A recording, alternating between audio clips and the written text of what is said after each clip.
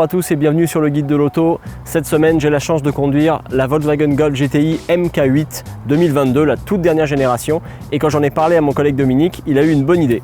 Derrière moi se trouve ma voiture personnelle, donc une GTI de 7e génération. Donc nous avons eu l'idée d'essayer la nouvelle génération, puisque moi je n'ai pas eu la chance de l'essayer, de voir quelles sont les différences entre les deux modèles et voir si ça vaut la peine de faire le saut entre la 7e génération et la 8e génération.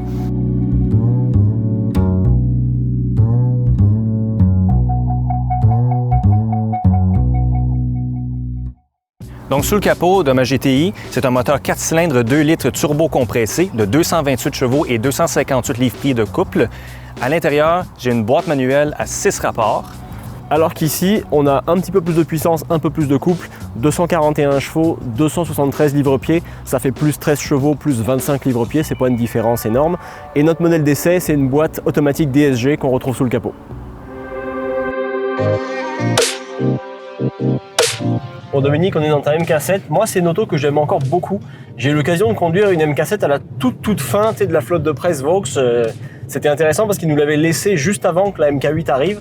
Et j'avais écrit d'ailleurs un essai sur le guide de l'auto et j'étais étonné à quel point cette voiture avait bien vieilli et à quel point ça va encore vraiment bien.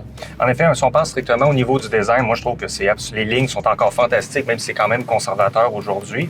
Et au niveau de la conduite, je pense que tu vas être d'accord avec moi, c'est vraiment une conduite super intéressante. La direction, elle a une bonne prise en main, c'est ferme aussi, une bonne suspension aussi, bien calibrée d'ailleurs, j'aime bien.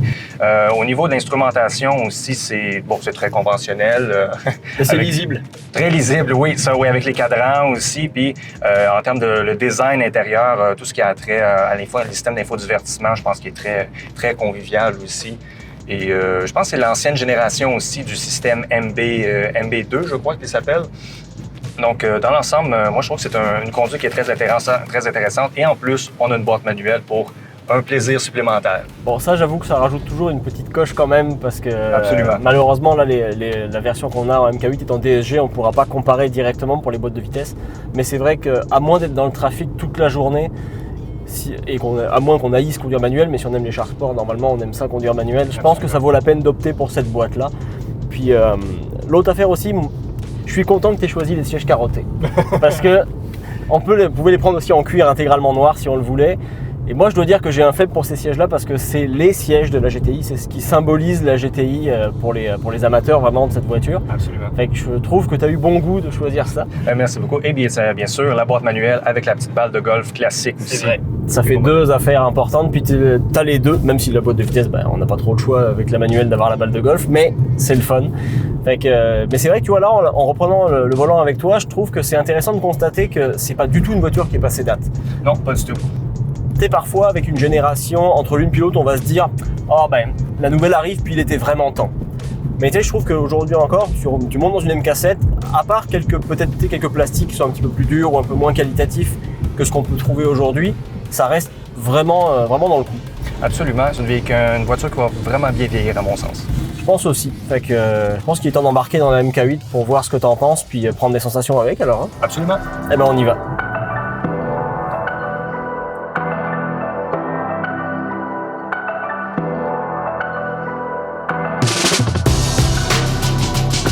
Alors Julien, on se retrouve à bord de la 8e génération de la GTI. Alors je veux commencer par parler du système d'infodivertissement. Personnellement, je trouve que oui, il est bien dessiné, c'est très intéressant au niveau de l'esthétique, mais sur le point de vue fonctionnalité, je le trouve un peu plus complexe ou un peu plus difficile à s'y habituer par rapport à l'ancienne génération. Je te rejoins complètement et c'est dommage en fait d'avoir voulu imposer un design très épuré, mais des aspects pratiques qui diminuent d'une génération à l'autre. Sur ta voiture, ce qui est très intéressant, c'est qu'on a 3 grosses molettes rotatives. On a juste à les tourner pour la température et la ventilation, c'est très simple. Alors que là, c'est des boutons, c'est pas haptique vraiment, c'est à mi-chemin entre le tactile et le haptique. Tu appuies sur le bouton, mais tu sais jamais si c'est appuyé ou pas. Exactement. Et donc à chaque fois, faut quitter la route des yeux, il faut appuyer sur le bouton. Typiquement, moi tantôt, j'ai voulu baisser de 3 degrés la température. Il faut que j'appuie 6 fois sur le bouton. C'est des choses qui sont regrettables parce que c'était mieux avant. Oui, honnêtement, c'était beaucoup plus facile à ce point-là. Et comme tu le dis, pour la climatisation, c'est beaucoup plus facile avec des boutons et c'est beaucoup plus intuitif. Et l'autre élément que j'aimerais juste mentionner par rapport à ça, je mesure environ 6 pieds et pour moi, juste à mon bras, aller chercher l'écran, c'est déjà plus loin qu'avec la GTI de 7e génération. Okay. Alors, j'ai de la misère à aller chercher et il faut que j'aille chercher la climatisation.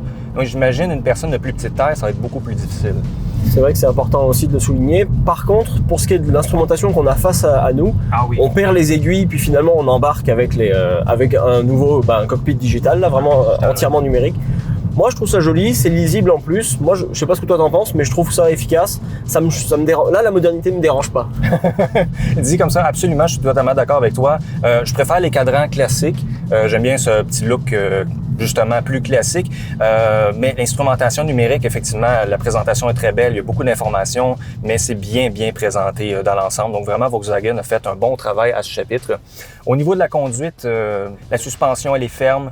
Même chose aussi pour la direction. La suspension et la direction sont fermes. C'est très agréable. En fait, c'est même peut-être un peu plus sportif peut-être que l'ancienne génération jusqu'à présent. Puis aussi, la transmission fait un excellent travail dans l'ensemble. Je sais pas ce que tu en penses par rapport à ça. Moi je te rejoins complètement. C'est sûr que la direction est un petit peu plus tranchante selon moi. Non pas qu'elle soit floue à bord d'une GTI MK7, mais c'est vrai qu'on a gagné encore une petite coche supplémentaire. Donc ça c'est bien. Suspension, c'est vrai que c'est plus ferme. Je dirais que c'est un petit peu plus efficace. On a un peu plus d'adhérence latérale, notamment dans les virages. Pareil, c'est pas une différence qui est abyssale, mais on a une petite différence quand même. Ça se paye un peu sur le roulement qui est ferme quand même. Oui. Par rapport à la tienne, on conduisait tantôt, c'est des routes qui sont en plus pas tellement mauvaises aujourd'hui là où on roule. Et déjà là, on perçoit quand même une différence, donc ça c'est quand même à prendre en considération. Après, pour le moteur, comment le trouves-tu?